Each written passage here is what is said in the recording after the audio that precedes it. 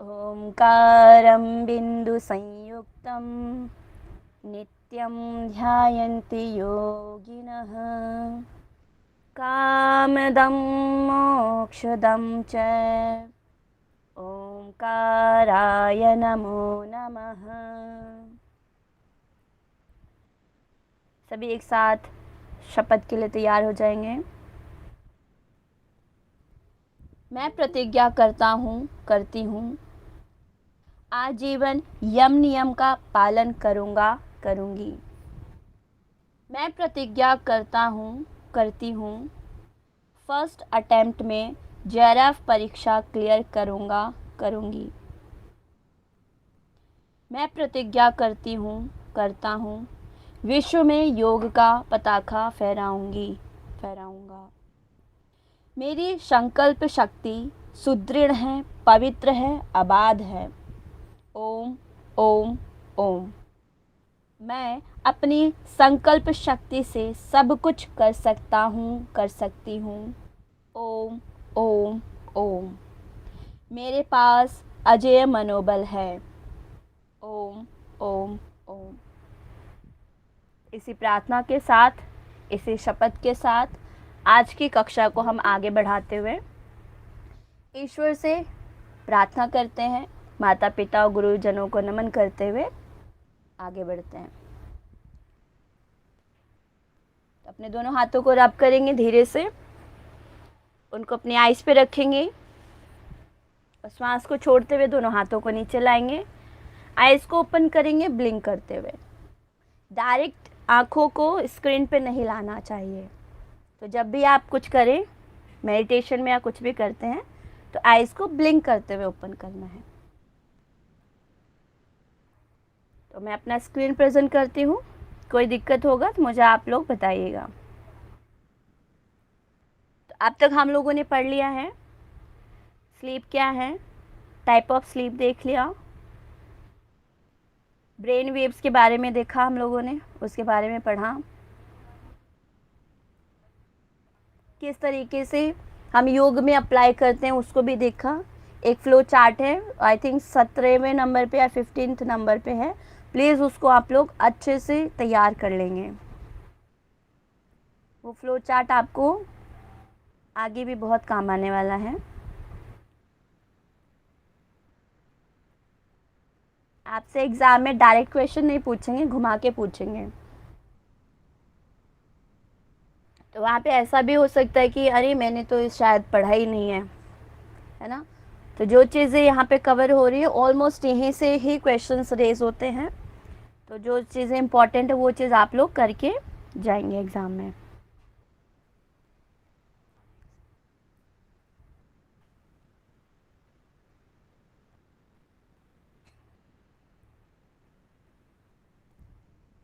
ठीक है, तो ज़्यादा लेक्चर इसके नहीं होंगे, आई थिंक आज और कल का लास्ट लेक्चर में हम लोग ख़त्म कर देंगे। ठीक है, तो मैं इस तरीके से चल रही हूँ कि आप लोगों को बाद में अलग से ना पढ़ना पड़े। यहाँ पे जितना है इतना ही आएगा, बहुत डीप नहीं जाते हैं।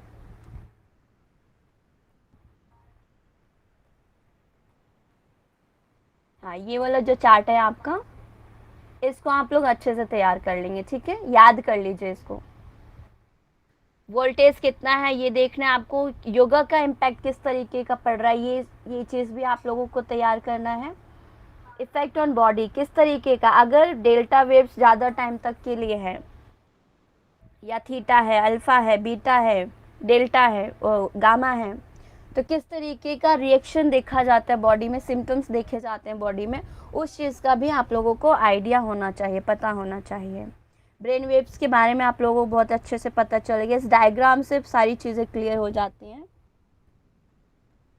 कल हम लोगों ने स्टेजेस के बारे में पढ़े थे, तो अभी मुझे आप लोगों में से जितने भी साधक हमारे साथ जुड़े हुए हैं उनमें से स्टेज 1 को कौन अभी एक्सप्लेन कर सकता है, कल हमने क्या देखा था स्टेज 1 में?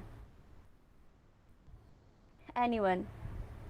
मैम इसमें ना सोने का समय होता है, वो स्टेज फर्स्ट होती है। जी, इसमें ना जो अल्फा की रेंज ज्यादा होती है और थीटा शुरुआत हो जाता है, मतलब थीटा की शुरुआत हो जाती है और अगर इस स्टेज में व्यक्ति होता है तो उसको आसानी से जगाया जा सकता है। और इसमें मसल्स हमारी लूज होना शुरू हो जाती हैं और ड्रीम प्रोसेस स्टार्ट हो जाती है। और इसको हाई पैनिक भी बोला जाता है। और कौन ना से स्टेज ये को, high panic? Ma'am first stage के लिए बताया था शायद आपने। हाँ ठीक है, हाई और पैनिक का मतलब होता है हम नींद में एंटर कर रहे हैं। ठीक है, हाई पैनिक और जर्क। और इसकी स्टेज मैम है ना, ये स्टेज 10 मिनट तक की होती है। बहुत आपने बढ़िया। बताया। Very good. चलिए, नोरा जी ने बहुत अच्छे से इसको स्टेज 1 को रिवाइज करा दिया आप सभी के सामने। और इसी में ही कल भी रेज हुआ था क्वेश्चन, सपने को हम देखना प्रारंभ तो करते हैं, एक विजुअलाइजेशन क्रिएट करते हैं। मैम आई आपने थिंक बताया उसको, था कि प्रोसेसिंग स्टार्ट हो जाती है लेकिन यस, ड्रीम हम देखते हैं फिफ्थ में। हाँ, ड्रीम स्लिप जो होगा हमारा REM में होगा, यानी N5। और इसको आई थिंक हिप्नागोगी कहते हैं, अगर साइंटिफिकल वे में देखें तो हिप्नागोगी के नाम से भी जानते हैं। यानी विजुअलाइजेशन का जो सिचुएशन है वो स्टेज 1 में है, कि जो चीज़ हम देखकर पढ़कर सोते हैं वही चीज़ हमारे ब्रेन में प्रोसेस होना शुरू हो जाता है, ब्रेन उसके ऊपर काम करना शुरू कर देता है। तो उस कंडीशन को आप लोग ये नोट डाउन कर लीजिएगा, कल मुझे याद नहीं आ रहा था, आज मुझे याद है। ठीक है, हिप्नागोगी, हिप्नागोगी, ठीक है, हिप्नागोगी। या गोगी, ठीक है। ये स्टेज 1 का है और इसका हिप्नागोगी का मतलब ही है कि ब्रेन जो है वो विजुलाइज करना शुरू कर रहा है, यानी दृश्यों को देख समराइज करना शुरू कर रहा है। चलिए, अभी मुझे कौन बताएगा स्टेज 2 को?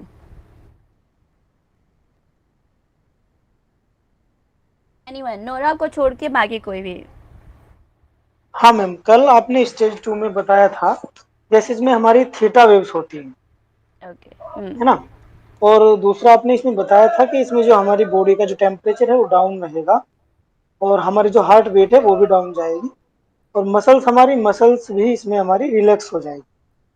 और फिर स्टेज 2 में ही स्लीप सिग्नल जो होते हैं ना, हाँ, वो होते हैं और के कॉम्प्लेक्स भी स्टेज 2 में ही जाता है, होता है। वेरी गुड, ये मेरे को सुनना था कि आप लोगों को ये याद है। स्लीप स्पिंडल, मैं इसलिए बार बार रिपीट कर रही हूँ, एग्जाम में पूछा जा सकते हैं। के कॉम्प्लेक्स इसी में ही है, जैसे सर ने बताया भी। ठीक है, तो ये चीज़ आप लोग याद रखेंगे। तो इसमें मांसपेशियाँ रिलैक्स होना शुरू, ये तो कॉमन है, आप बस ब्रेन में इतना लगा के चलिए, सिंपैथेटिक पैरासिम्पैथेटिक नर्वस सिस्टम को अगर आपने अच्छे से पढ़ा हुआ है, मीनाक्षी मैम ने बहुत अच्छे से पढ़ा है, उसको अच्छे से रिवाइज कीजिएगा। वो चीज़ क्लियर है तो आपको वेव्स भी क्लियर हो जाएंगे। ठीक है, बस दो चीज़ें माइंड में लेके चलना है। नॉन रैम का जो सिचुएशन होता है उसमें पैरासिम्पैथेटिक नर्वस सिस्टम काम कर रहे होते हैं, और जो रैम का सिचुएशन होता है वो सिंपैथेटिक पे कार्य कर रहा होता है। चलिए, आप में से कोई भी एक मुझे parasympathetic, non parasympathetic, sorry, parasympathetic और सिंपैथेटिक को एक्सप्लेन करेंगे शॉर्ट टर्म में।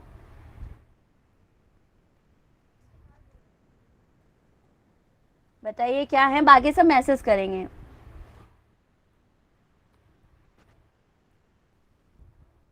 एनीवन? मैम, पैरासिम्पेथेटिक जो होता है वो रेस्ट और डाइजेस्ट की कंडीशन होती है, और जो सिंपैथेटिक होता है वो फाइट एंड फ्लाइट की कंडीशन होती है। तो जब हमारी बॉडी स्लीप मोड में आती है या रेस्ट मोड में है तो वो पैरासिम्पेथेटिक एक्टिवेट होता है। बहुत बढ़िया। ठीक है, तो आप लोगों का ये कॉन्सेप्ट भी बिल्कुल क्लियर है, मुझे ऐसा लग रहा है। और कुछ है सेकंड स्टेज में जो आप बताना चाहोगे?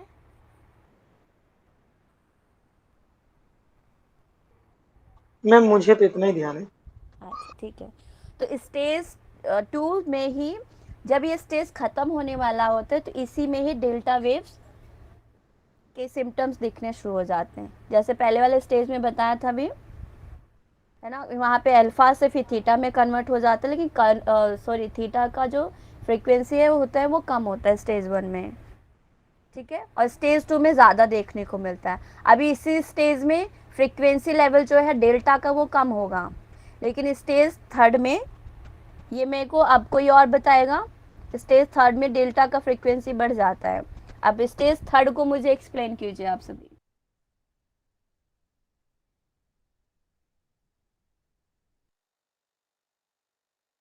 कोई भी एक, अरे हम रिवाइज करें, जल्दी जल्दी करो, नहीं तो फिर मैं ही रिवाइज करा देती हूँ। मैम स्टेज 3 में डेल्टा 5%, सारे स्लिप का ये 5% होता है, ठीक है। Third stage.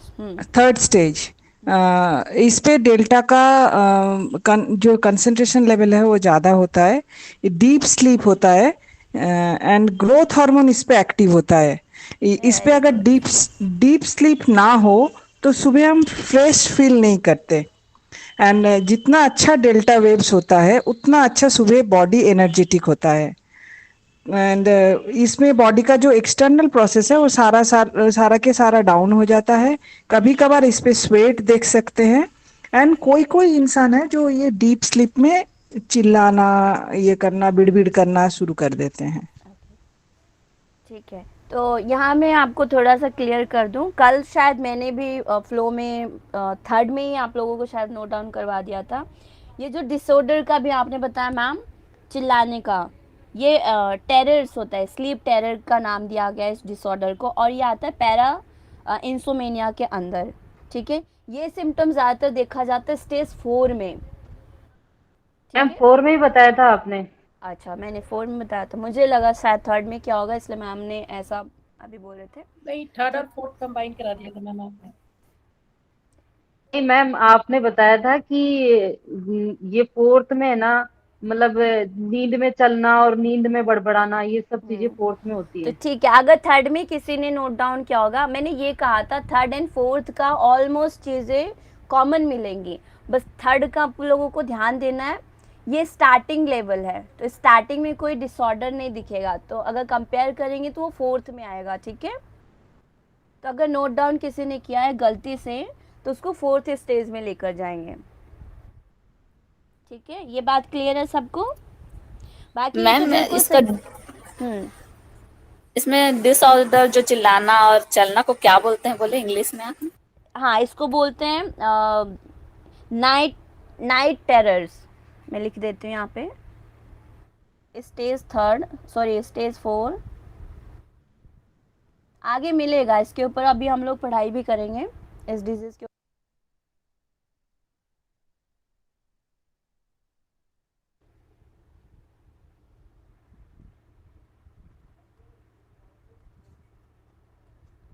ठीक है, इसको नाइट टेरर्स बोलते हैं। और एक और सिम्टम्स मिलता है जो कि रैम के कंडीशन में आता है, उसको मिरर बोलेंगे, ठीक है, नाइट मिरर। अभी कर लो नोट डाउन। इसी में स्टेज 4 में मैम? देखो, स्टेज 4th में टेरर का मिलेगा आपको सिम्टम, एक सेकेंड क्यों नहीं लिख रहा है, ठीक है, टेरर, स्लीप टेरर या नाइट टेरर बोल सकते हो, नाइट टेरर लिखिएगा, ठीक है। ये N4 में मिलता है, और ये अगर सॉरी इंसोमेनिया या पैरा इंसोमेनिया के बारे में बोलते हैं तो आप पैरा इंसोमेनिया में बोलेंगे। पैरा इंसोमेनिया के अंतर्गत ये टेरर का सिचुएशन आता है, रात को चलना, रात को बड़बड़ाना, रात को दांतों को पीसना, ये सारा कंडीशन किस में आता है, पैरा सोमेनिया के अंतर्गत। ये हम डिजीज़ पढ़ेंगे तो शायद कल ही पढ़ें, उसके अंदर आप सबको मिल जाएगा पैरा। मैम इंसोमिनिया मतलब जिनको नींद नहीं आती है, ये चलना, इसको तो सोमनाबुलिज्म बोलते हैं ना मैम? हाँ, हम लोग अभी डिजीज पढ़ेंगे तो उसमें सारी क्लियरिटी मिलेगी, ठीक है। बस आप लोग यहाँ पे इतना ही याद रखिए, स्टेज 4 में टेरर, नाइट टेरर मिलता है, और स्टेज 5 में नाइट मिरर, ठीक है। इतना आगे बढ़े हम लोग। नाइट मिरर में क्या होगा, व्यक्ति एक पूरा बार स्टेज 5 बताना दोबारा से। अच्छा, देखो, स्टेज 4 के अंतर्गत टेरर का सिचुएशन क्रिएट होता है, ठीक है। अगर किसी डिसऑर्डर की बात करते हैं तो नाइट टेरर स्टेज 4 में है, और डिसऑर्डर की बात करते हैं रैम यानी N5 में, तो नाइट मिरर का सिचुएशन होता है वहाँ पे। तो नाइट टेरर और मिरर में क्या डिफरेंस है? टेरर में सिचुएशन ये होता है कि व्यक्ति इतना ज़्यादा डर और घबरा जाता है कि वो चिल्लाना शुरू कर देता है, और नाइट मिरर में क्या होता है कि वो घबरा रहा होता है लेकिन एक्शन नहीं ले पाता है, ठीक है। और ये किसकी वजह से आता है? बुरा सपना कुछ देख लिया, कोई डरावना सपना देख लिया। जो वीक होते हैं लोग, जिनका हार्ट वीक है या इमोशनली वीक है, उनके अंतर्गत ये चीज़ें देखी जाती है, रैम के कंडीशन में देखी जाती है, N5 में देखी जाती है। क्लियर है आप सभी को? तो मैम नाइट टेरर जो बताया वो 4th स्टेज ना, और हाँ। नाइट मिरर जो बता रहे हो 5th हाँ। स्टेज। Yes, okay. ठीक है, आप लोग नोट डाउन कर लीजिए। मैम जो ये बुरा सपना देखता है और चिल्लाता है, और उसको फिर बाद में ये चीजें याद भी रहती है कि नहीं रहती? देखो, रैम में अगर वो देख रहा है, ठीक है, अब सॉरी, स्टेज 4 में अगर ये कंडीशन ज़्यादा हो जाता है, ठीक है, अभी हम लोग साइकिल आगे पढ़ेंगे, तो पहले साइकिल में तो चीज़ें नहीं पता चलती हैं, लेकिन अगर वो सुबह उठने के पहले अगर ये सारी सिचुएशन फेस कर रहा है तो उसको चीज़ें याद रहती हैं। और इस कंडीशन को हम कहाँ लेकर जाते हैं? स्टेज 4 में, और नहीं तो फिर हम स्टेज 5 का सिम्टम्स देखते हैं, यानी रैम का हम लोगों ने पढ़ भी लिया है। रैम का कंडीशन क्यों होता है? क्योंकि 5 सर्कल चलता है। अभी सर्कल हम लोग देखते हैं। एक सर्कल के बारे में तो हमने पढ़ा, ये देखो दिखाती हूँ, कहाँ गया?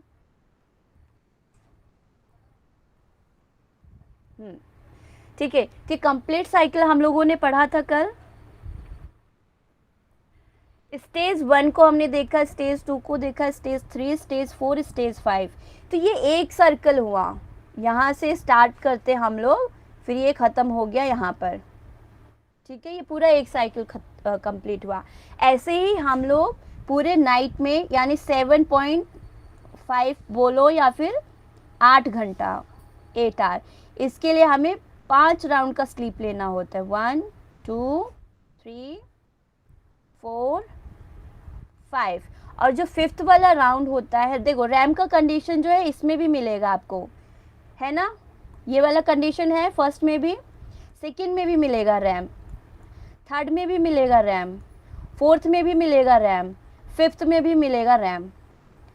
लेकिन अब इसमें डिफरेंस क्या हो जाता है? जैसे बिनोरा जी ने प्रश्न किया, व्यक्ति सपना यहाँ पे भी देख रहा है, लेकिन रैम का जो यहाँ पे कंडीशन होता है फर्स्ट राउंड में 5 to 10 मिनट का होता है, या इससे भी कम होता है, मे बी 2 मिनट का, 1 मिनट का। तो इतना छोटा ड्रीम, उसमें क्या होता है, यानी जो हमारी ये फर्स्ट वाली लाइन चल रही है, पहला ही अगर हम नोटिस करते हैं, तो इस ड्रीम को अगर हम देखते हैं पहली लाइन, तो ये 3 से 5 मिनट या 5 to 10 मिनट का होता है, रैम का कंडीशन, सिर्फ RAM.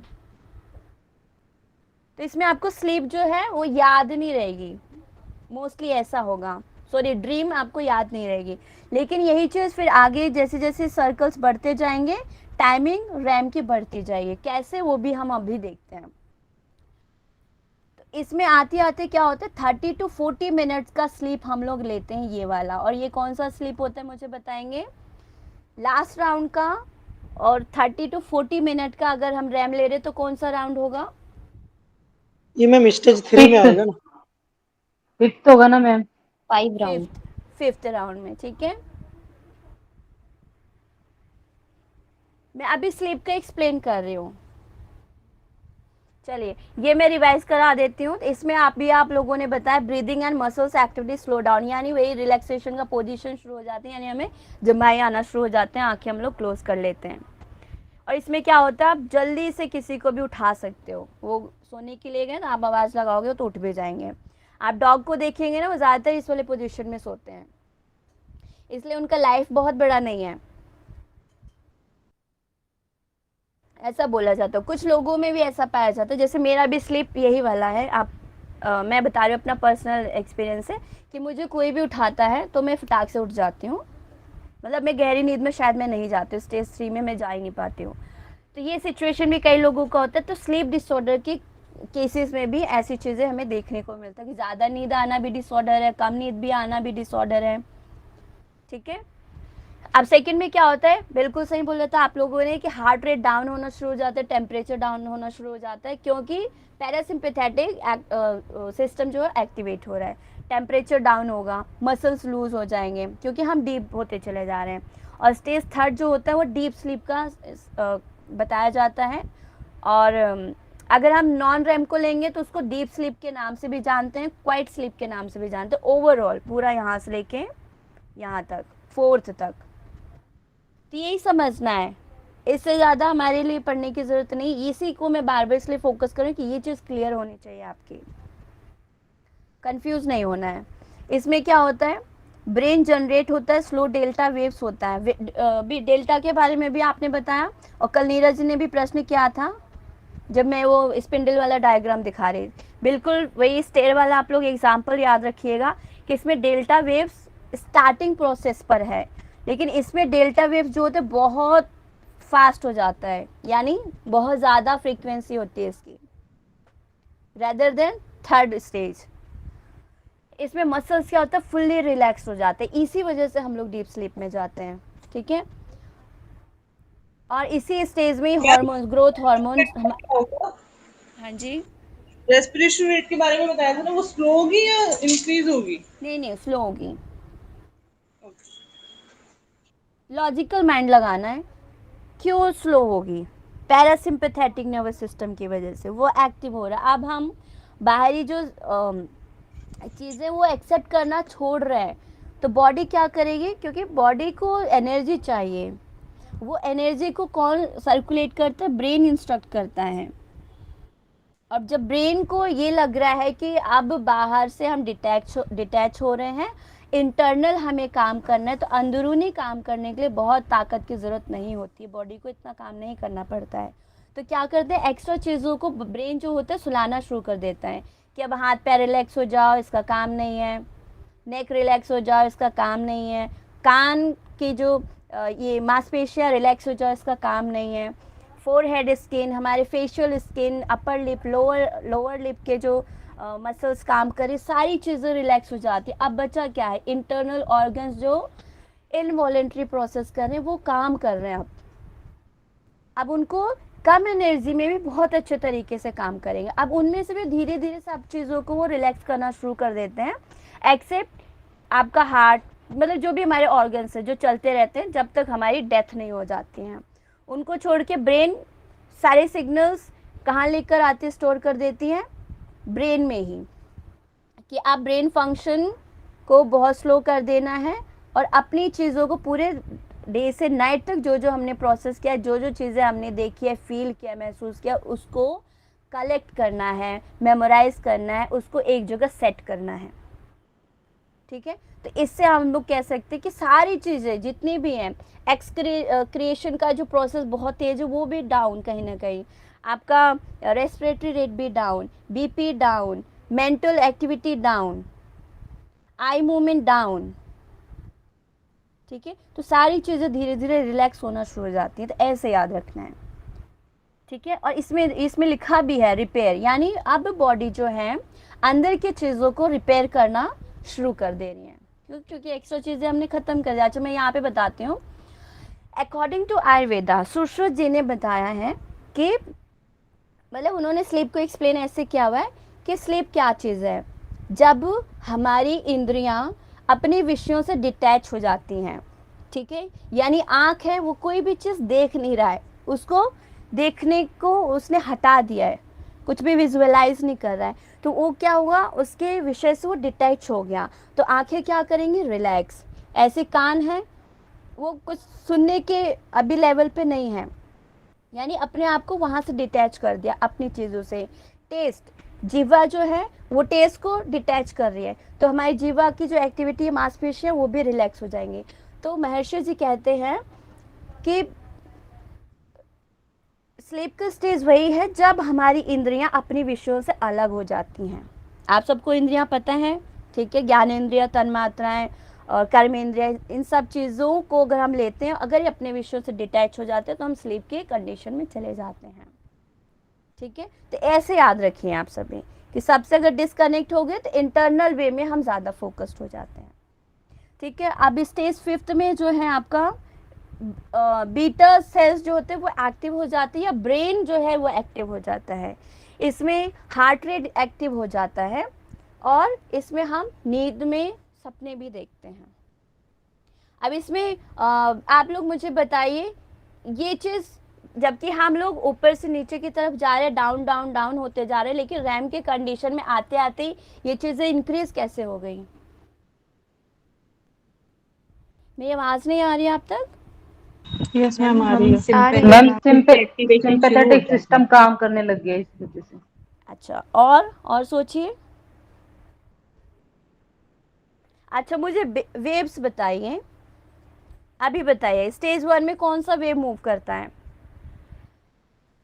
Ma'am alpha. Alpha and theta start होता है लास्ट में। नहीं, मुझे मेजॉरिटी वाला बताइए अभी, वो नहीं लेके चलेंगे हम। अल्फा। क्या? अल्फा। अल्फा। ठीक है, ये अल्फा वेव्स मिलता है। सेकेंड स्टेज में थीटा। थीटा। थीटा, ठीक है। थर्ड स्टेज में डेल्टा।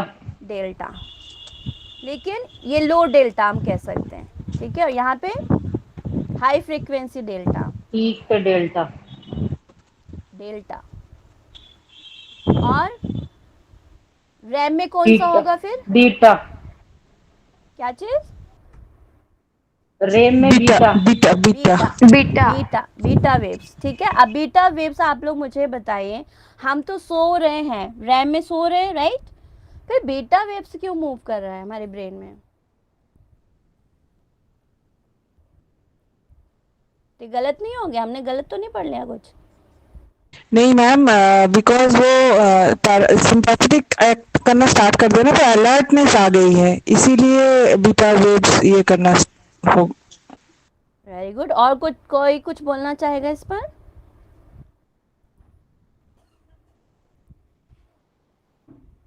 और कोई कुछ बोलना चाहेगा? डॉक्टर महुआ पाल जी ने बहुत अच्छे से बताया, अच्छा एक्सप्लेन किया है,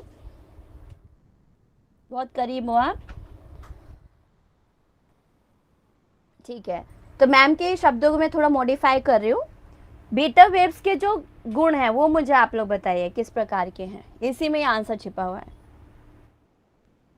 मैम बीटा में अलर्टनेस एक्टिव आती है। कंडीशन में होते हैं मैम हम लोग।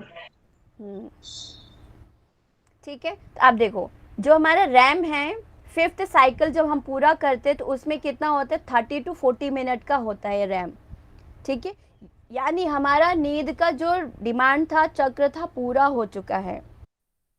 अब हम उठने वाले हैं, या ब्रेन अब एक्टिव हो रहा है। तो जब बीटा वेव्स मूव करना शुरू करेंगे तभी तो हमारी नींद खुलेगी, आँख खुलेगी। और दूसरा रीज़न अभी आपने बताया, सिंपैथेटिक नर्वस सिस्टम अब एक्टिव होने शुरू हो गए हैं, ठीक है। तो यानी हम स्टेज शुरू करेंगे अल्फा से और ख़त्म करेंगे बीटा से। क्लियर है सभी को? ऐसे आप लोगों को याद करना है। लेकिन पूजा दी, ये आपकी बीटा तो सेकंड है ना, फर्स्ट अल्फा है, फिर सेकंड थीटा है, फिर थर्ड है ना बीटा, कि डेल्टा है? अच्छा रुको, मुझे आपको चार्ट दिखाना पड़ेगा, आज लग रहा है हम यहीं तक रहेंगे। अच्छा चलो ठीक है, अभी देखिए आप। हाँ दीदी आप देखना, हाँ हाँ ये डेल्टा है, थीटा है, अल्फा है, बीटा है, हाँ ठीक है। ये सीक्वेंस तो आपने देख लिया, रैम और नॉन रैम का कंडीशन। अब बीटा आप देख रहे हो कहाँ पर है? रैम में। और रैम कौन सा लेवल आप बताएंगे, कौन सा स्टेज है? रैम फर्स्ट से 4th 5th तक होता है ना? ओहो, M5 नॉन रैम होता है, नॉन रैम होता है। N5 अच्छा ओह, मैंने उल्टा लिख दिया। मेरा दिमाग लग रहा है हैंग हो रहा है, मेरा माइंड। हाँ हाँ दी अभी क्लियर हो गया ना आपको? हाँ ने मतलब ये अब जो अपनी जो सोच रहे थे ना वो उल्टा है। ये N5 है, ठीक है। और 1 to 4 तक नॉन रैम होता है। हाँ और जो 5th है वो रैम का कंडीशन होता है। और रैम में बीटा वेव्स मूव करते हैं। हाँ और बीटा वेव्स मूव करने का क्या रीजन है, आप बताएंगे मुझे? अपना parasympathetic nervous system. Sympathetic. Sympathetic तो एनर्जेटिक रहता है ना। हाँ, यही तो मैं समझा रही हूँ। अच्छा। अभी देखो रैम में हम क्या करते हैं, एनर्जेटिक होता है ना हमारा माइंड, क्योंकि हम सपना देख रहे होते हैं उसमें, हाँ हाँ और हम उठने वाले होते हैं, सुबह का टाइम होता है। हाँ।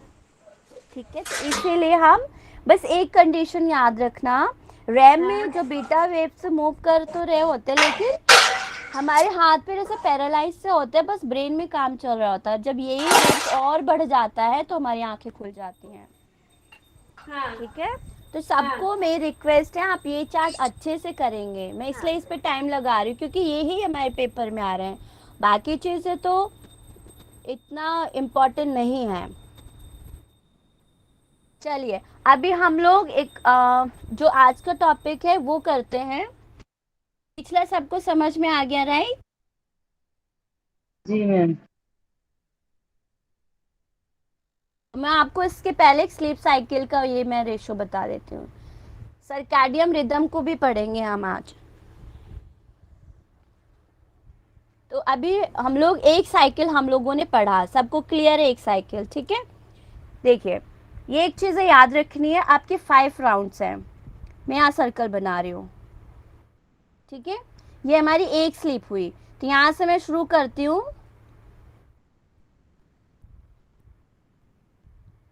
मैंने यहाँ कितने डॉट्स लगाए आप लोग बताएंगे? 5।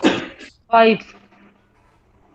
5। ठीक है, क्या हम ऐसे कर सकते हैं N1 N2, एक सेकेंड,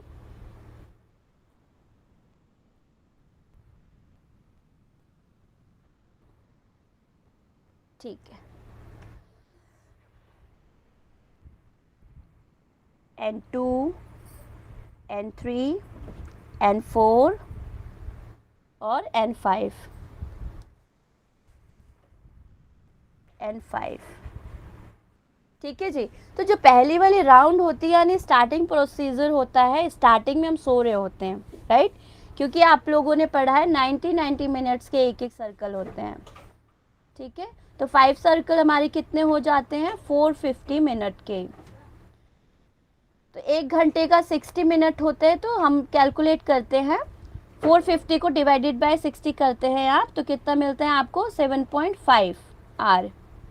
तो उसमें हम लोग 5 सर्कल लगाने के लिए पहला सर्कल मैंने ड्रॉ किया, तो ये याद रखेंगे पहले सर्कल में पूरे के पूरे 9 वेव्स आपको सॉरी 5 के 5 वेव स्टेप्स देखने को मिलते हैं, N1 N2 N3 N4 N5।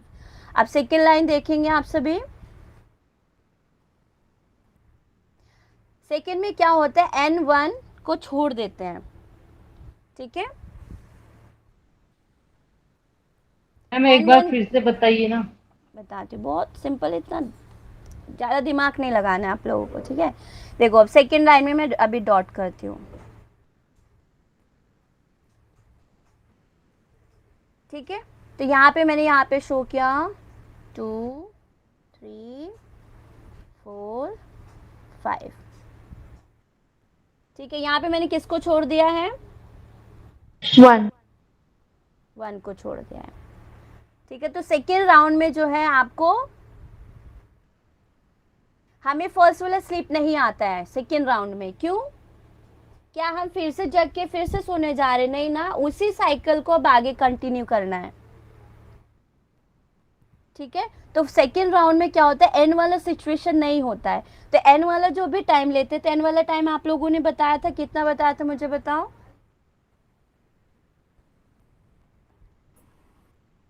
First वाला क्या मैम? हाँ, N1 10 का मिनट्स कितना? का 10 5 मिनट्स to 10 minutes। ठीक है, अब 5 to 10 मिनट या जितना भी होता है वो चीज़ क्या होता है? इन सब में बट जाता है। ठीक है, तो आप ये नहीं कह सकते कि सारी साइकिलें जो होती हैं 90 मिनट्स की होती हैं, तो जितने भी स्टेजेस हमने कैलकुलेट किया हुआ है टाइमिंग को, उतने ही रेशो रहेगा। नहीं, वो ऊपर नीचे होता रहता है, ये ध्यान रखना। अब कितना होता है ये फिक्स नहीं है, सबका ब्रेन प्रोसेस अलग है, सबका बायोलॉजिकल क्लॉक भी अलग है, तो उसके अकॉर्डिंग सिक्रेशन होती हैं चीज़ों की। बस इतना याद रखो, फर्स्ट राउंड में N1 से लेके N5 तक मूव करता है स्टेज, N2 में सॉरी सेकेंड राउंड में N1 नहीं होता, N2 से N5 तक रहता है। ठीक है, अब आपका जो है, एक सेकेंड, जो सर्कल थर्ड है,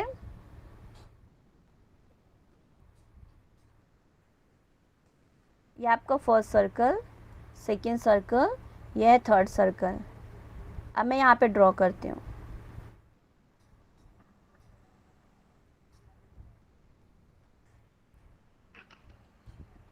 यहाँ पे N2 रहता है, ठीक है, स्टेज N3 और स्टेज N5, ठीक है।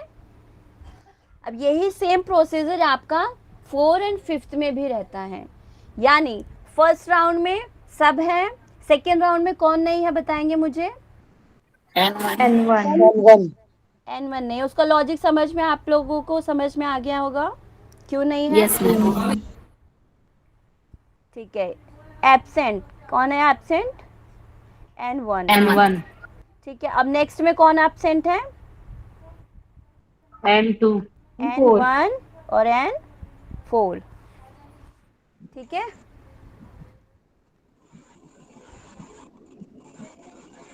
और ये आपका 5th। मैम एक बार N4 क्यों गायब है, प्लीज उसका लॉजिक बता दीजिएगा। देखो, ऐसा स्टडी में पाया गया है, ठीक है, N4 को वहाँ पे इसलिए काउंट नहीं करते क्योंकि शायद वहाँ पे टाइमिंग उसकी कम हो जाती है, ठीक है। वहाँ पे ये जो प्रोसीजर है इसमें N5 का टाइम इतना ज़्यादा हो जाता है कि स्लीप वाला कंडीशन ज़्यादा इसमें मूव करते, ये चीज़ होंगी वहाँ पे लेकिन बहुत कम होती हैं, ठीक है।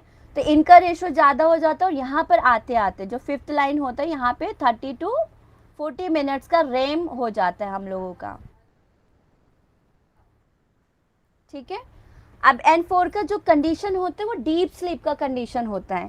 तो डीप स्लीप का जो कंडीशन है वो आपको फर्स्ट राउंड में और सेकेंड राउंड में दिखता है, यानी सेकेंड स्टेज में आपको ये डीप मतलब बहुत ज़्यादा हम ऐसे सिचुएशन में चले जाते हैं कि उस सिचुएशन में कोई हमें उठाना भी चाहता है तो नहीं उठ पाते हैं।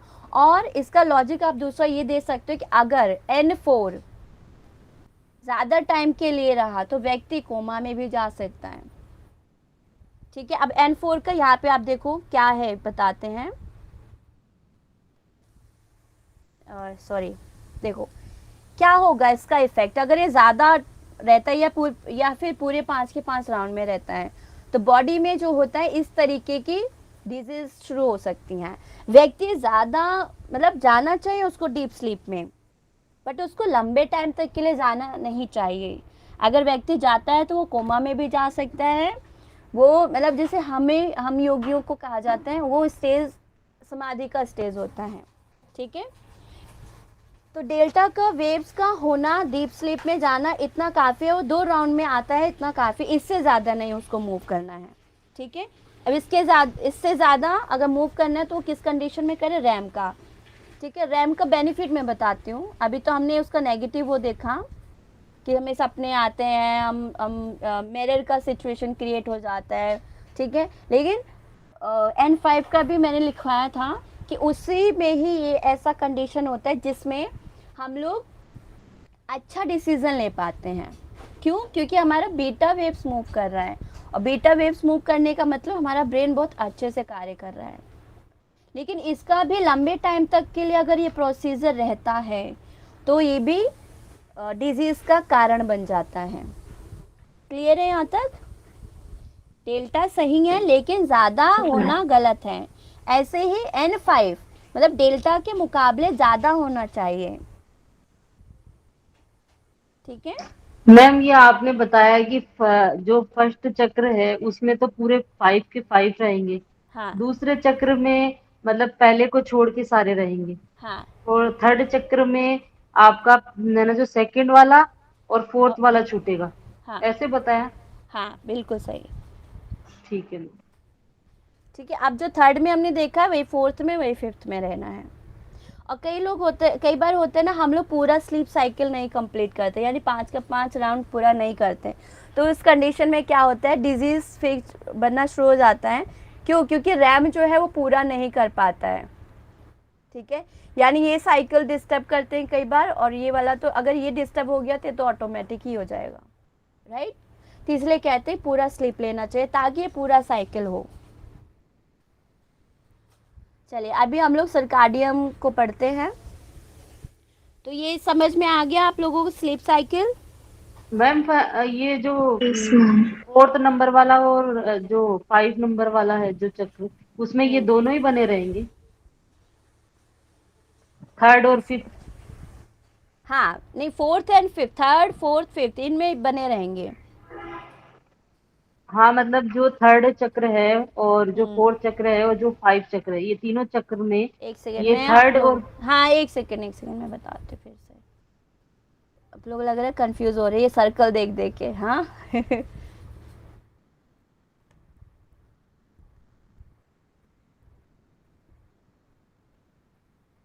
मैम ये दो एब्सेंट हो रहे हैं, बट एक एक सर्कल का 90 मिनट्स ही रहेगा, उसके माने जो हाँ। एब्सेंट हो रहा है उसकी जगह N5 ले लेगा, है ना मैम? हाँ राइट।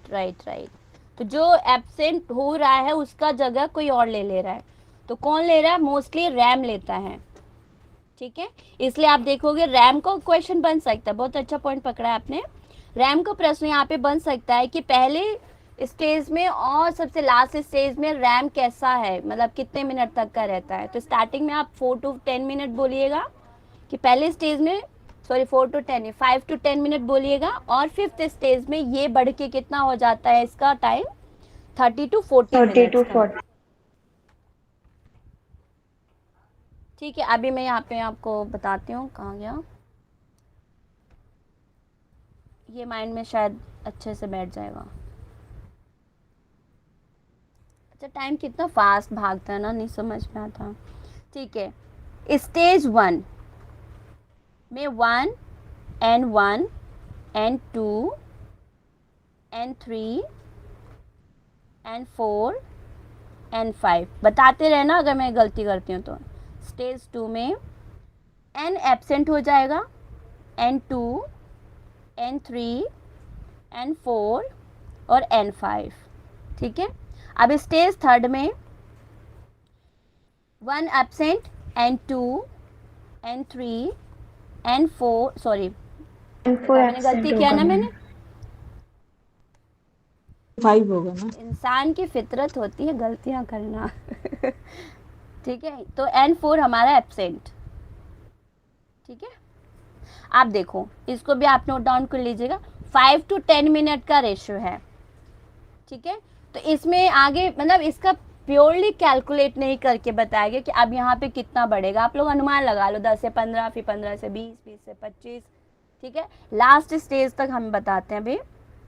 S4 का N1 गायब, N2 N3 N5, ठीक है। 5 में N2 N3 और N5। अब ये लास्ट जो है यहाँ का कैलकुलेशन बहुत फिक्स नहीं है, बट ये पूछा जा सकता है, ये पूछा जा सकता है। तो कितना होगा ये 30 to 40 मिनट। कहाँ था ये आप बताओ मुझे।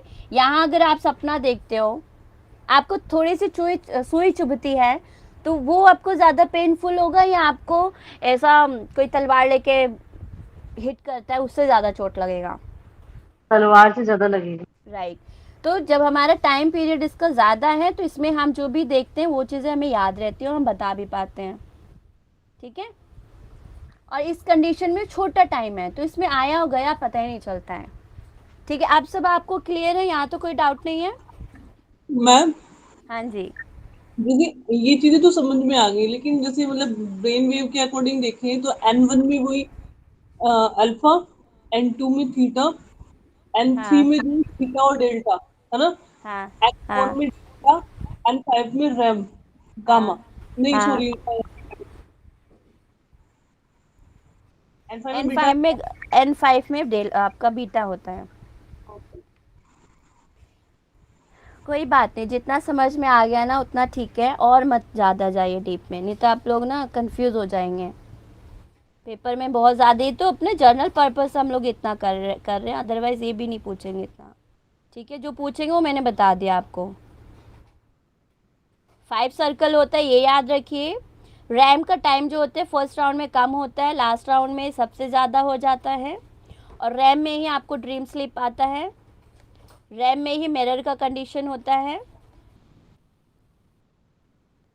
जिसमें व्यक्ति डर जाता है, घबरा जाता है। ठीक है, चलो जी, आज बहुत कुछ सोचा था करेंगे, अब तुमको डिलीट कैसे करूं।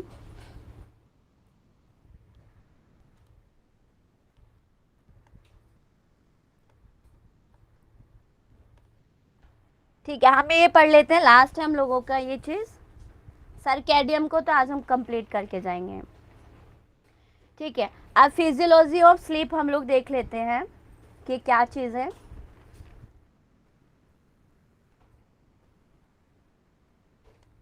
हमारा ब्रेन कैसे काम करता है साइंटिफिकल वे में अगर हम देखते हैं तो मेलाटोनिन के बारे में आप लोग सुना होगा, राइट? सुना है किसी ने? नहीं सुना है।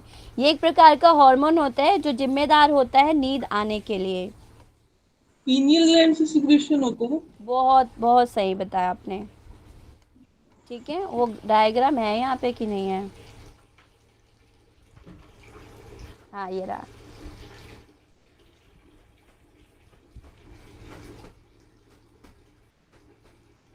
एक और डायग्राम रखा था मैंने आप लोगों के लिए, चलिए मैं यहीं पे एक्सप्लेन कर देती हूँ। देखिए, आप 2 डायग्राम देख रहे हैं। अभी इसमें क्या हो रहा है, सनलाइट दिख रही है, ठीक है? तो जब सनलाइट दिखती है तो हमारे यहाँ आँखों से ऑप्टिक नर्व होता है, यहाँ पे ऑप्टिक नर्व से यहाँ पे हाइपोथैलेमस मिलेगा। ठीक है, थैलेमस हाइपोथैलेमस पढ़ा होगा आपने। तो थैलेमस के अंदर जाके ऑप्टिक नर्व मैसेज देती है। ठीक है, यानी वहाँ पे जो गैंग्लियंस हैं वो लोग मैसेज लेके जाते हैं। तो अभी हमारा जो भी प्रकाश है वो किस फॉर्म में होता है, यहाँ पे ड्रॉ करती हूँ मैं। हाँ, देखो मैं आइस बना रही हूँ यहाँ पे।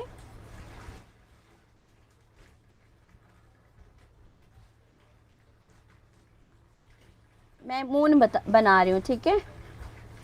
मून तो हाफ होता है, सर नहीं बनाऊंगी क्योंकि अभी हम स्लीप का कर रहे हैं। तो उसी का अपोजिट होता है मेलाटोनिन और सीराटोनिन। ठीक है, सीराटोनिन जब ज़्यादा सीक्रेट होता है तो उस कंडीशन में हम जागते हैं, और जब मेलाटोनिन सीक्रेट होता है तो उस कंडीशन में हम लोग सोते हैं। ये मून हो गया, ठीक है? तो जो मून मीन्स नाइट का सिचुएशन, ये अंधेरे में क्या होता है, इस पे कोई भी लाइट नहीं पड़ती। जब कोई भी लाइट आंखों पे नहीं पड़ती है तो यहाँ पे एक प्रतिबिंब बनता है। ठीक है, ये हमारा पूरा आई बॉल है, तो इस एरिया पे एक प्रतिबिंब बनता है। तो वो मैसेज कहाँ जाता है, आपके ब्रेन में। ठीक है, यहाँ पे होता है हाइपोथैलेमस।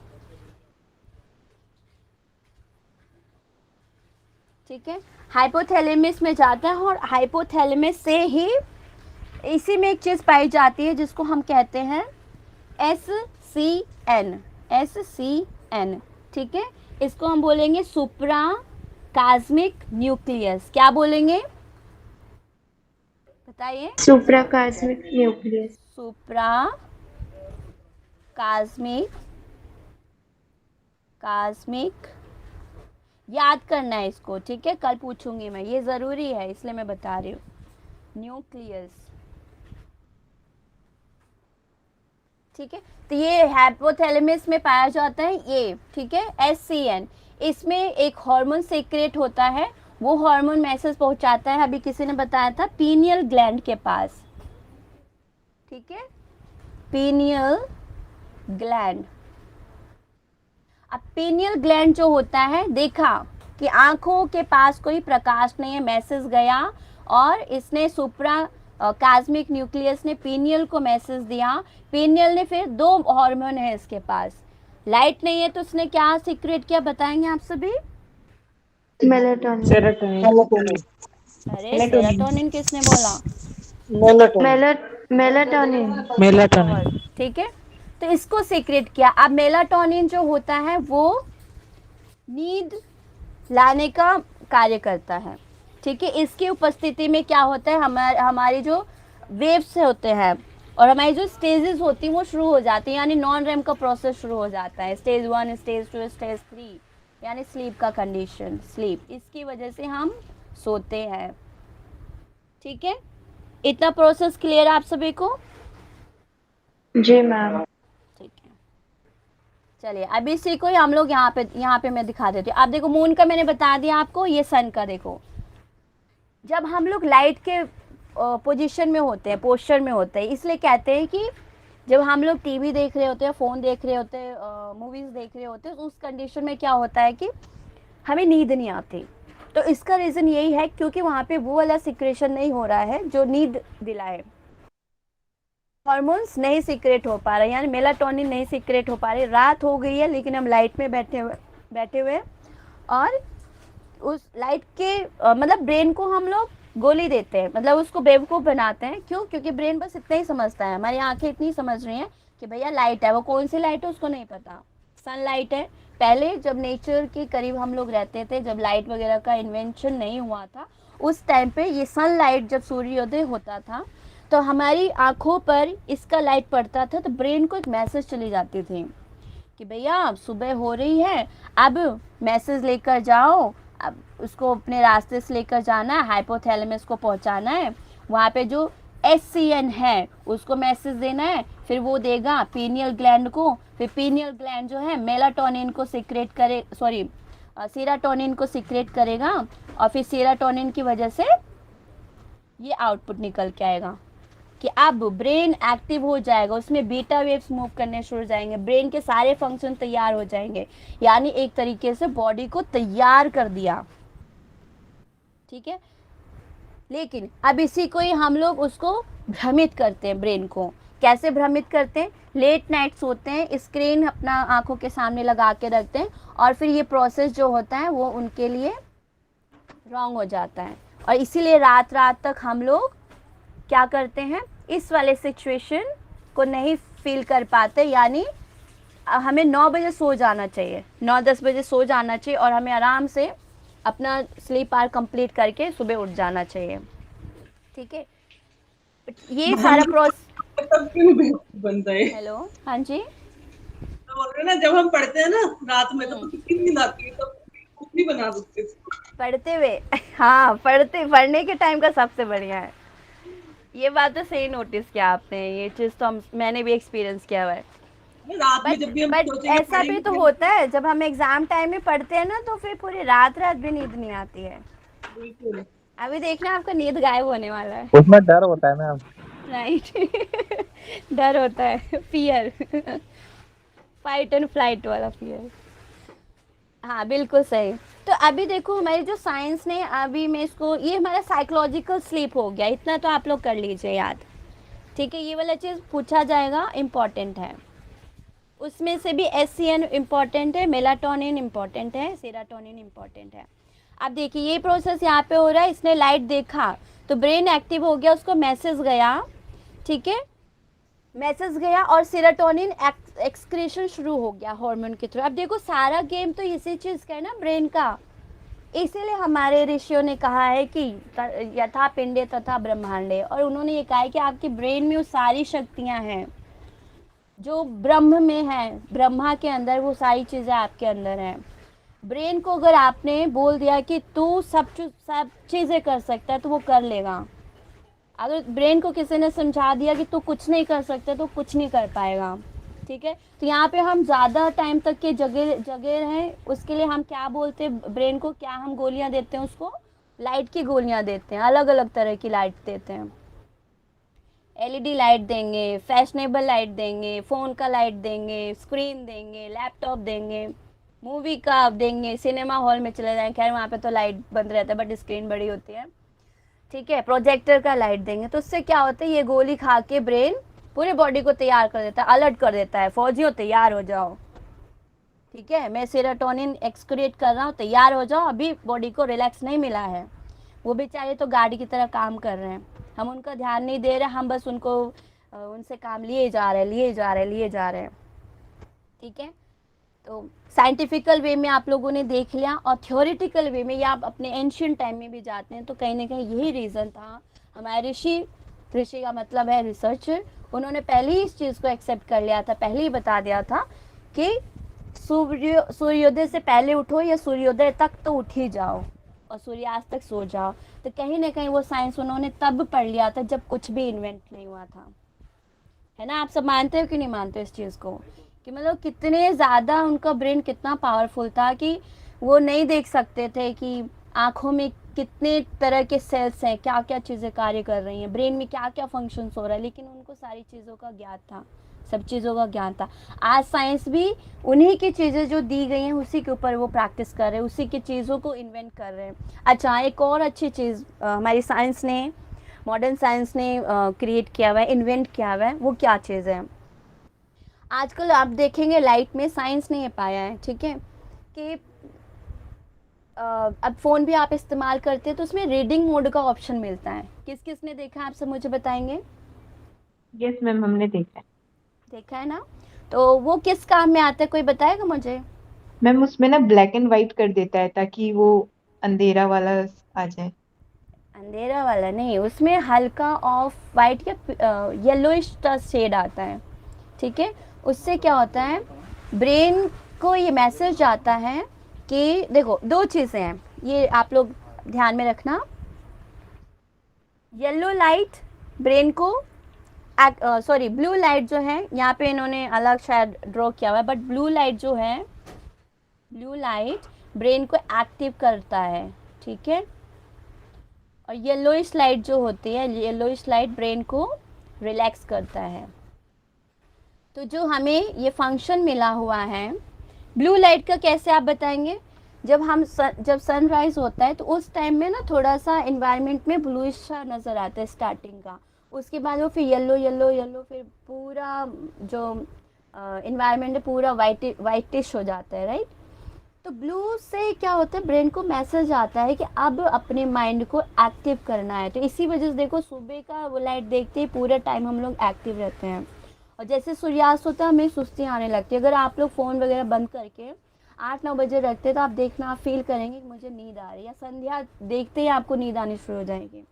तो वो यही, उसके पीछे यही लॉजिक है कि ब्लू लाइन के अंदर ब्रेन जो होता है एक्टिव हो जाता है, और येलोइश लाइट में ब्रेन कम एक्टिव होता है, और फिर जब बिल्कुल डार्क हो जाता है तब तो मेलाटोनिन अच्छे से सीक्रेट होता है, जिसकी वजह से हमें अच्छे से नींद आती है, ठीक है। तो अभी रीडिंग मोड में ये वाला लाइट इसलिए डालते हैं ताकि ब्रेन जो है वो अपने गार्ड्स को, अपने जितने भी इंटरनल फंक्शंस हो रहे हैं, न्यूरॉन नेफ्रॉन जितनी भी चीज़ें हैं वो सब रिलैक्स हो जाएं थोड़ा सा। ब्रेन ने उनको इंस्ट्रक्ट कर दिया कि हाँ अब हमें अच्छी वाली लाइट मिल गई, दूसरी लाइट मिल गई, अब बॉडी को रिलैक्स करना चाहिए। तो उसमें क्या होता है, आप देखेंगे उस लाइट में जो हम लोग पढ़ाई करते हैं तो उस लाइट में हमारे ब्रेन के ऊपर प्रेशर नहीं पड़ता, ऐसा साइंटिफिकल रिसर्च में भी पाया गया है, ठीक है। इसलिए कहते हैं कि अपना जो रूम में भी है ना एलईडी लाइट या ब्लू लाइट है, उन लाइटों को थोड़ा कम कर दिया जाए। अब और भी इन्वेंट हो रही है, और भी चीज़ें स्क्रीन में, या फिर जो महंगे लैपटॉप्स होते हैं उन सारी चीज़ों में भी अब चीज़ें डालना शुरू कर रहे हैं। एंड कॉर्पोरेट सेक्टर्स में भी जो लोग स्क्रीन पे काम करते रहते हैं, रात रात तक शिफ्टिंग चलती रहती है, उन सब में भी इन चीज़ों को अब इन्वॉल्व किया जा रहा है, धीरे धीरे इसके ऊपर कार्य हो रहा है, ठीक है। तो हम साइंस को भी ऐसा नहीं बोलेंगे कि वो हेल्प नहीं कर रहा, वो भी बहुत अपनी चीज़, अपनी जगह जो चीज़ नीड लग रही है उसके ऊपर वो इन्वेंशंस कर रहे हैं। अच्छा, सर्काडियन क्लॉक के बारे में हम लोग पढ़ते हैं। देखो हमारी ब्रेन, मुझे 10 मिनट्स और लगेंगे अभी इस टॉपिक को कंप्लीट करने के लिए, तो क्या आप सभी तैयार हैं या नींद आ रही है आप सबको। जी मैम, रेडी। नहीं मैम, स्क्रीन देख रहे हैं, नींद नहीं आ रही है। नींद आ रही है दे दो ना 10 मिनट। ठीक है मैम, पढ़ा हाँ, मैं इसलिए कह रही हूँ ना, कल हम लोग डिजीज कवर करेंगे और फिर आप लोगों का एक टॉपिक पूरा हो जाएगा, ठीक है। फिर नेक्स्ट भी टॉपिक्स हैं आपके, अभी थोड़ा सा गोली दे दो ब्रेन को। ठीक है मैम, अभी तो 12 बजे तक पढ़ के फिर सोएंगे आराम से। सेम मेरा भी कुछ यही चल रहा है आजकल। वही होता है ना, काम पूरा नहीं होता फिर अगले दिन का फिर वही चीज़, नहीं टाइम होता यार, डेली डेली ख़त्म करो। ठीक है, सर्काडियम रिदम के बारे में आप लोग क्या जानते हैं, मुझे बताओ अभी जल्दी से।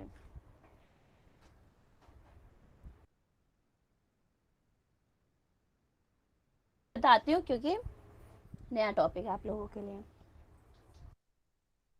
देखो, जैसे हमारे पास घड़ी होती है, हमारी अपनी घड़ी, ठीक है, हम घड़ी को सही टाइम पे सेट करते हैं तो उसके अनुसार ही हम लोग अपने काम को सही टाइम पे ख़त्म कर पाते हैं। जैसे अभी आपने से बोला कि हम 12 बजे तक अपना काम ख़त्म कर लेते हैं और फिर सो जाते हैं, ठीक है।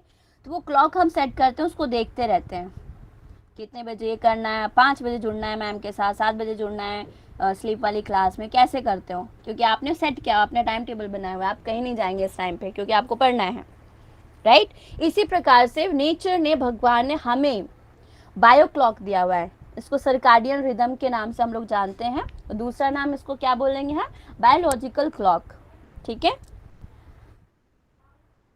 तो इसके लिए अभी रिसेंट में ध्यान दिया होगा आप सभी ने, सर्काडियन रिदम के ऊपर नोबेल प्राइज मिला था। 3 रिसर्चर्स थे उनको, एक जेफरी जी थे, जेफरी सी हॉल, मैं लिख देती हूँ, वैसे पूछा नहीं जाएगा इनके बारे में, जी के आपको पता होना चाहिए थोड़ा सा।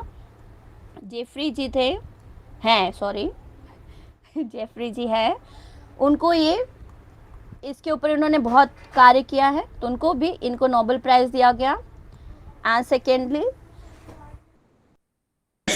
सॉरी बहुत गला खराब है, माइकल जी हैं, उनको मिला है, पूरा नाम मुझे याद नहीं आ रहा अभी। और एक और है Michael W young, Michael W young, ठीक है। इन तीनों को नोबेल प्राइज दिया गया है 2017 में, रिसेंटली, इसलिए मैं बता रही हूँ आप सभी को, ठीक है। अब जो है सर्काडियम रिदम, इसका जो फुल फॉर्म बताते हैं हम लोग जानते हैं, लेटिन शब्द है, लेटिन भाषा से निकला हुआ है ये चीज़। तो सर्का का मतलब होता है अप्रॉक्स, ठीक है, अप्रॉक्स। और डिम का मतलब होता है दिन, दिन का यहाँ का मतलब है लेटिन भाषा में डे, हमारी भाषा में बोलेंगे हम डे, यानी पूरे दिन का अप्रॉक्स जितना भी टाइम होता है, पूरे दिन का जो टाइम है वो सर्काडियन कहलाता है, वो रिदम है, ठीक है, सर्काडियन रिदम में कार्य करता है। तो हमारा जो ब्रेन है, गॉड ने एक बायोलॉजिकल मशीन, क्लॉक बोलिए आप, उसको सेट कर रखा है और उसी हिसाब से हमारा जो ब्रेन है वो कार्य करता है, उसी के हिसाब से हमारे ऑर्गन्स भी काम करते हैं। तो उनके भी ना टाइम टेबल सेट हुए पड़े, मैं आपको स्लाइड में दिखाती हूँ। देखिए ये वाला डायग्राम भी आप लोग एक बारी देख लेंगे रफली। देखो रात का जो डीपेस्ट स्लीप, अच्छा आप लोग मुझे बताइए डीपेस्ट स्लीप किसको में कौन सा स्टेज है, बताओ जल्दी से। फोर्थ, थर्ड, फोर है, ठीक है, N4 है, डीप नहीं बोला इन्होंने, डीपेस्ट बोला हुआ है, ठीक है। और जो आपका ये वाला होता है, अब देखो इसमें हमारा सर्कल पूरा होता है और पूरा 5 सर्कल पूरे होने शुरू हो जाते हैं। रैम का कंडीशन जो होता है हम लोग इसी में पाते हैं, ठीक है। तो इसमें क्या होता है, बॉडी टेम्परेचर अभी डाउन है लेकिन इसके पश्चात बॉडी टेम्परेचर हाई हो जाता है। इसीलिए हमारे ऋषियों ने भी कहा है कि उन्होंने पैटर्न बना रखा है, दिनचर्या, रात्रिचर्या, संध्याचर्या, आप लोगों ने पढ़ा भी होगा।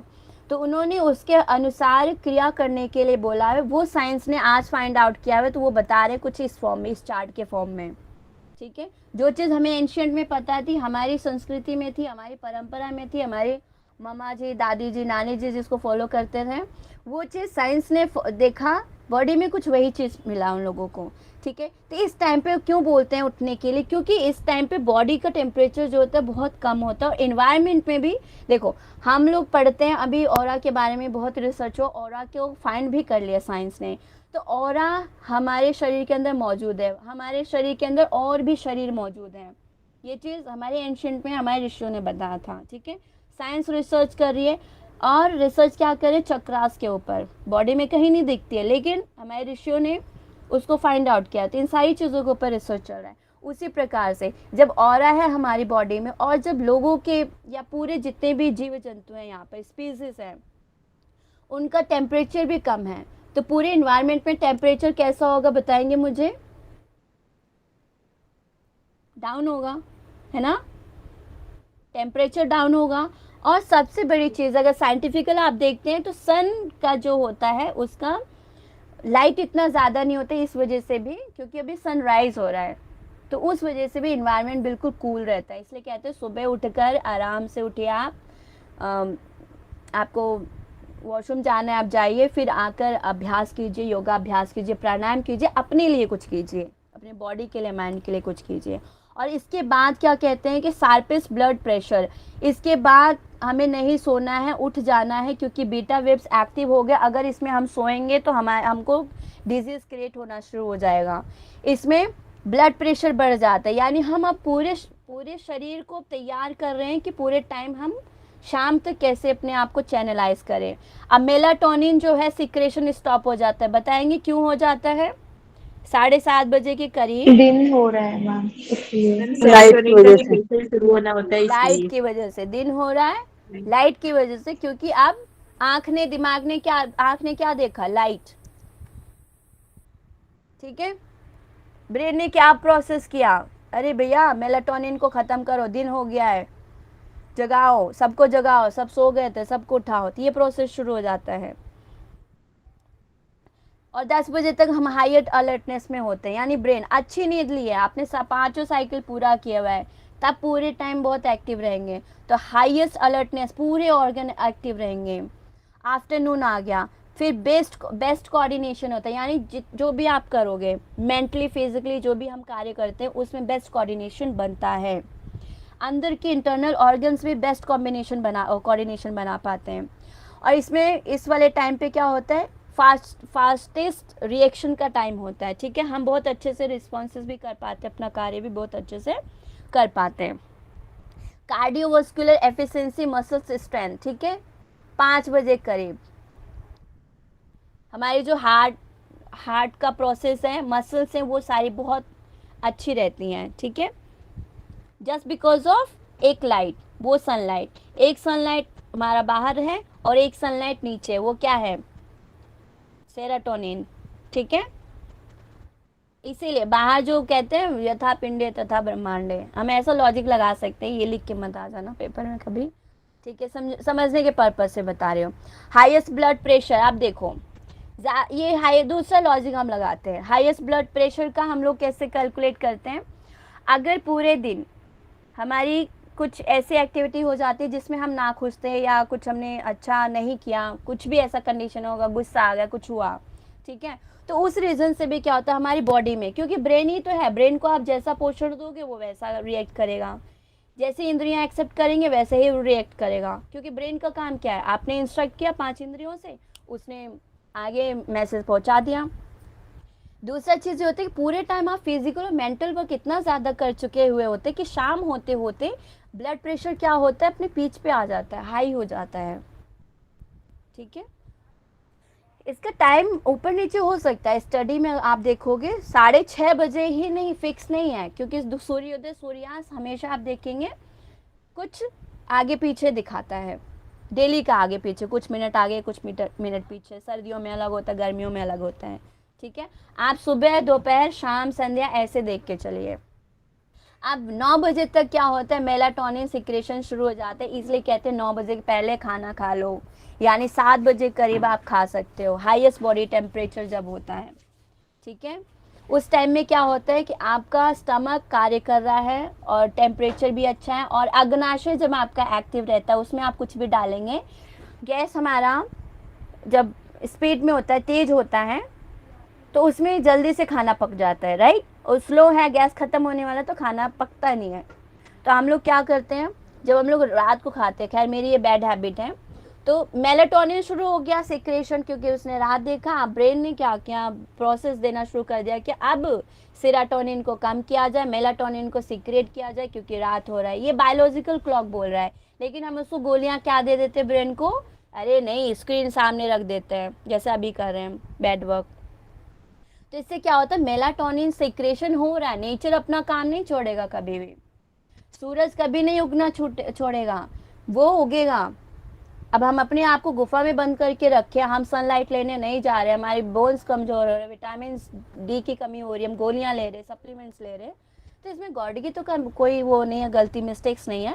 इसी तरीके से हमारा बॉडी जो है मेलाटोनिन सिक्रेशन करेगा इतने टाइम के बाद, इतने प्रोसेस के बाद, 9 घंटे के बाद या 12 घंटे के बाद वो करेगा।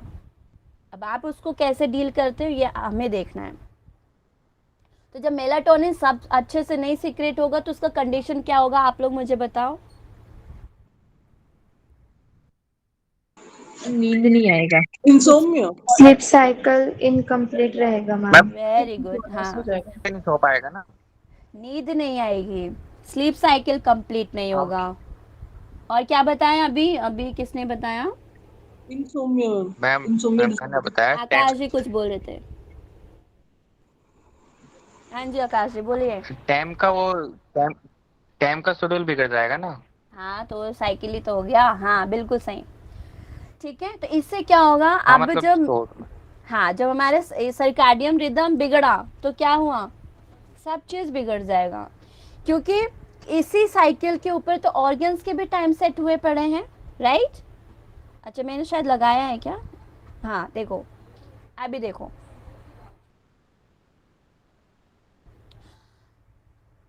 इसको आप लोग कल पढ़ के आएंगे, ठीक है। नहीं बस 2-3 मिनट में खत्म कर रही हूँ मैम।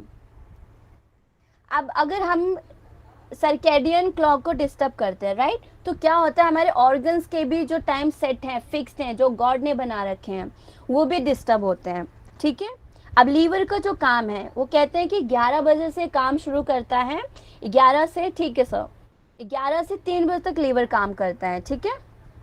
यहाँ से शुरू करता है, 3 बजे तक कार्य करता है। लीवर का काम क्या होता है, जितने भी वेस्टेज है उनको छाटने का काम करता है, डिटॉक्सिफिकेशन का कार्य कर रहा होता है। अब हम लोग अगर रात को 11 बजे ही खाएंगे तो ब्रेन क्या कर रहा है, उसका तो काम 2 जगह चला गया। अब आप मुझे बताओ, आपके पास आर्मी गार्ड का जो टीम है, 10 लोगों का टीम है आपको मिला हुआ है, ठीक है, किसी की सिक्योरिटी के लिए। अब उसमें से भी आप किसी अन्य को 2-4 लोगों को भेज देते हैं, ठीक है, कि दो लोगों का सिक्योरिटी करो आप, तो इसमें सेफ्टी के ज़्यादा गुंजाइश नहीं रहेगी। सेफ्टी की ज़्यादा गुंजाइश किसकी रहेगी कि एक ही व्यक्ति के लिए 10 गार्ड लगे हुए हैं, राइट, और जिसके पास 2 गार्ड लगे हुए तो उनके चांसेस है कि वहाँ पे कुछ इंसिडेंट हो सकता है। इसी प्रकार से जब ब्रेन को प्रॉपर टाइम दिया जाता है 11 से 3 बजे तक का, मैं सिर्फ एक का एग्जांपल दे रही हूँ, ऐसे सबका है, तो ये इतनी देर में क्या होता है, अच्छे से लीवर अपना काम कर लेता है और अच्छे तरीके से कर लेता है, और लीवर भी रेस्ट करता है काम करने के बाद। और जब हम इसको अच्छे से टाइम नहीं देते, प्रॉपर टाइम नहीं देते, तो क्या होता है, डिटॉक्सिफिकेशन नहीं होता, पूरा प्रोसेस नहीं कर पाता, ये खुद भी बीमार होना शुरू हो जाता है। और लीवर नहीं होगा तो बाकी चीज़ें तो आप लोगों को पता है, और मीनाक्षी मैम ने बहुत अच्छे से पढ़ाया हुआ है कि किसी ऑर्गन के अच्छे से काम न करने पे क्या क्या सिचुएशन क्रिएट होता है। तो ये सिर्फ किसकी वजह से हुआ, सर्कैडियन रिदम के बिगड़ने की वजह से। सर्कैडियन रिदम बिगड़ा तो हमारा जो ऑर्गन के रिदम है वो बिगड़े, और जब ऑर्गन के रिदम बिगड़े तो हमें क्या हुआ, sleep disorder, diabetes, hormonal changes, आजकल बहुत सारी बीमारियां सारी क्रिएट हो रही हैं जस्ट बिकॉज ऑफ दिस, कि हम लोग अपना टाइम टेबल नहीं फॉलो कर रहे, नहीं उसको ठीक कर पा रहे। अगर हम उसको ठीक कर लेंगे कि कब हमें सोना है, कब हमें जागना है, तो हमारा सर्कैडियन क्लॉक जो होगा हम अच्छे से सेट कर पाएंगे, ठीक है। तो जिसका ये टाइम बिगड़ा हुआ है, प्लीज़ मैं भी काम कर रही हूँ इस पर, अपना क्लॉक ठीक कीजिए। अगर 100 साल जिंदा रहना है और स्वस्थ रहना है, बॉडी की इतनी क्षमता है कि वो खुद को नरिश कर सकती है, ठीक है, बस हमें ज़रूरत है तो उसको सही टाइम देने का, ठीक है। तो इसी की वजह से अभी हम लोग, बहुत सारी डिजीज तो होती है सर्कैडियन रिदम के बिगड़ने की वजह से, तो कल हम लोग ये वाला टॉपिक पढ़ेंगे जो कि हमारा है क्या, स्लीप डिसऑर्डर। ये किसकी वजह से हो रहा है, just because of circadian rhythm का बिगड़ जाना, ठीक है। तो यहाँ तक क्लियर है सबको, कुछ पूछना है? मैम आपने जो ये लास्ट वाला स्लाइड दिखाया ना, कलरफुल वाला, हाँ जी, तो ये जो दिखा है, मतलब इस टाइम पे ये एक्टिविटी ज्यादा होती है इसीलिए, है ना? लीवर के बाद हाँ लंग। बिल्कुल सही पकड़ा, ये तो मैंने बताया नहीं आपको। ठीक है, हाँ ये चीज़ भी है आप लोगों के लिए, ये कल थोड़ा सा मोर डिस्कस कर लेंगे। ठीक है, बाकी तो मैंने एक लीवर का एग्जांपल दिया। अब हार्ट जो है ना आपका बहुत एक्टिव रहता है 11 से 1 बजे के टाइम तक। ठीक है, तो ऐसे ये चार्ट मिलेंगे, सबका टाइम थोड़ा ऊपर नीचे हो सकता है। ओके, तो अभी ये वाला टॉपिक नहीं करें क्योंकि हमें टॉपिक्स ऊपर नहीं जाना। मैं इसलिए इस टॉपिक को मैंने डिस्कस किया कि हमें डिजीज़ को समझ में आए, क्योंकि आपका मेन चीज़ जो होगा वो ब्रेन वेव्स होंगे, स्लीप साइकिल होगा, स्लीप के टाइप्स क्या है वो होगा, और डिसऑर्डर्स क्या है स्लीप के वो होंगे। ठीक है, ये चीज़ अगर आपको क्लियर हो गया तो डिसऑर्डर को आप अपने आप एनालाइज कर लोगे कि क्या हो रहा है, और जो हमने सीखा यही कल हम करेंगे। कल मैं आप लोगों से मैं ज़्यादातर क्वेश्चन पूछूंगी इसमें। ठीक है, बहुत सारे होते हैं डिजीज़, स्लीप से रिलेटेड डिजीज़ है, वो नहीं पढ़ेंगे। अप्रोक्स आई थिंक 80 टाइप्स के होते हैं, उनमें से हम कुछ पढ़ेंगे। ठीक है, तो अभी मैं अपने वाणी को यही विश्राम देती हूँ। आई होप कि आप लोगों को समझ में आया होगा। तो अभी राहुल सर आप हैं यहाँ पर? हाँ जी हाँ जी, रिकॉर्डिंग ओके, मैं जी, तो कल मिलते हैं हम सभी इसी टाइम पर। कल हमारा डिजीज़ का होगा lecture. Thank you ma'am. Most thank you welcome. Ma'am. Thank you ma'am. Most welcome. Thank you ma'am, most welcome जी। धन्यवाद जी। मैंने